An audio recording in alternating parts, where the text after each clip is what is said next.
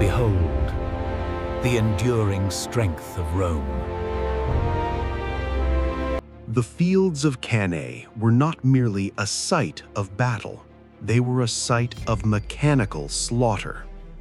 In August of 216 BC, Hannibal Barca achieved what modern military theorists call a masterpiece of annihilation. Within a single afternoon, the Carthaginian forces eliminated approximately 50,000 Roman soldiers. This was not a tactical withdrawal. It was not a localized defeat. It was the functional erasure of Rome's primary land army. The paradox lies in the immediate aftermath. Traditional military logic dictates that the destruction of a capital's defending force should be followed by the seizure of the capital itself. Rome sat only 400 kilometers to the north, unprotected and gripped by unprecedented panic. Hannibal's cavalry commander, Hannibal, famously urged an immediate strike, claiming that within 5 days, Hannibal could feast in the capital. Hannibal declined. Popular history often attributes this decision to a failure of nerve, a lack of killer instinct, or a sudden bout of indecision. These explanations are intellectually insufficient. Hannibal was a product of the Barcid military tradition, a system defined by calculated risk and strategic depth. His refusal to march on Rome was not an emotional lapse. It was a rational response to a specific set of structural, logistical, and political constraints that made the capture of the city statistically improbable. To understand why the victor of Cannae stayed his hand, we must move beyond the drama of the battlefield and analyze the systemic realities of 3rd century Mediterranean warfare. A professional army is not merely a collection of soldiers, it is a metabolic engine that consumes resources at a fixed rate. In 216 BC, Hannibal's army, though victorious, was operating at the absolute limit of its logistical capacity. The victory at Cannae had come at a high metabolic cost. The Carthaginian forces were exhausted, wounded, and critically low on provisions. To march on Rome immediately required a sustained calorie surplus that the army did not possess. An army on the march in hostile territory cannot forage effectively while maintaining speed. Speed requires supplies. Supplies slows the march. This is the tyranny of distance. The 400-kilometer trek to Rome would have taken roughly 2 weeks at a forced march pace. During this window, the army would be vulnerable to harassment, fatigue, and starvation. Furthermore, the horses of the Numidian cavalry, Hannibal's decisive tactical advantage, were spent. Without fresh fodder and rest, the cavalry arm would be ineffective. If Hannibal arrived at Rome with a starving infantry and a depleted cavalry, the tactical advantage gained at Cannae would effectively evaporate before the first siege engine was built. The logistical glass ceiling imposed a hard stop on operational mobility. The popular imagination of ancient warfare focuses on open-field battles, but the capture of a major city required a fundamentally different operational skill set: siege warfare, poliorsics. Rome in 216 BC was not an open village. It was a fortified complex protected by the Servian Wall. The Servian Wall was a formidable barrier, 11 kilometers in circumference, 10 meters high in places, and reinforced by a deep agger and fossa.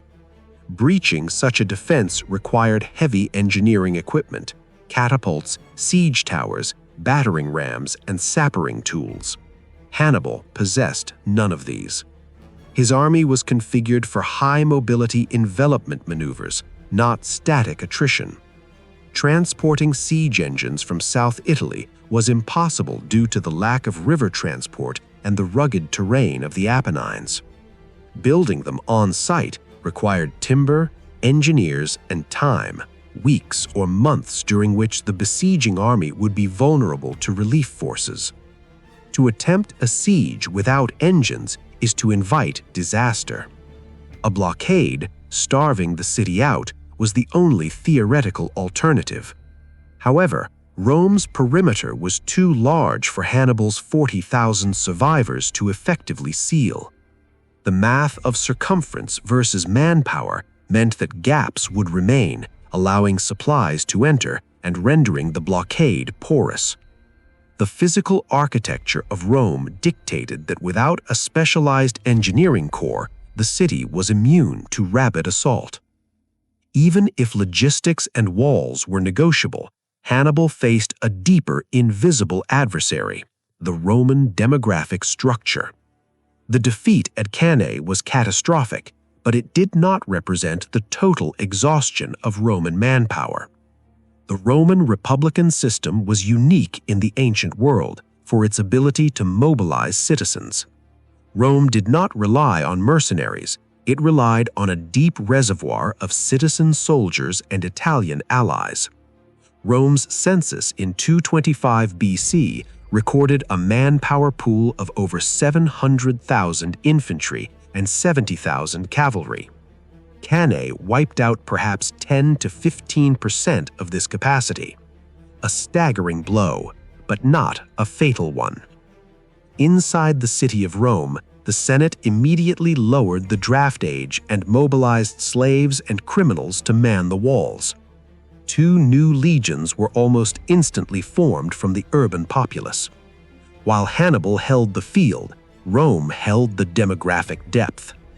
Marching on Rome would have forced Hannibal into a war of attrition, a game where the exchange rate favored the side with the larger population base. Hannibal's army was a finite resource. Every soldier lost was irreplaceable. Rome's army was a renewable resource. Marching on Rome would have placed Hannibal's finite force into a grinder against a regenerating enemy. The demographic trap meant that a tactical victory could quickly turn into a strategic suicide if the engagement was prolonged. Italy is a peninsula defined by its spine, the Apennine Mountains. This geography creates a compartmentalized theater of war. Hannibal was operating largely in the south, while Rome sat in Latium, separated by rugged terrain and defensible river crossings. To march on Rome, Hannibal would have to traverse Latium, dense with Roman citizens and fortified latent colonies. These colonies were not towns, they were garrisons. Each colony he bypassed remained a threat to his rear. Each colony he besieged drained time and resources. The further north he pushed, the slower his progress and the more fragile his supply lines became. Geography acts as a force multiplier for the defender.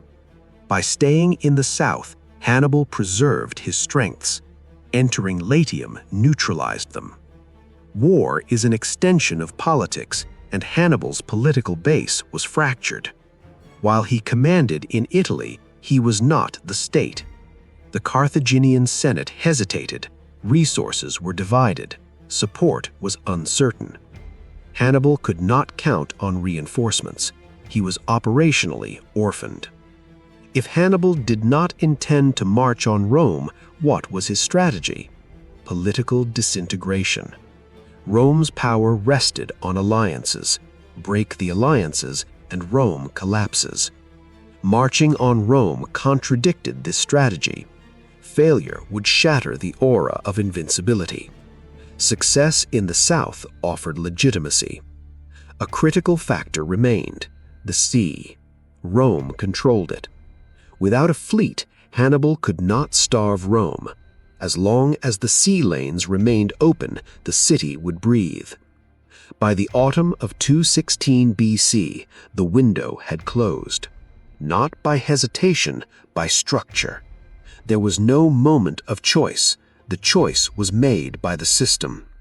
The question, why didn't Hannibal march on Rome, is a category error. He lacked the capability required for that phase of war.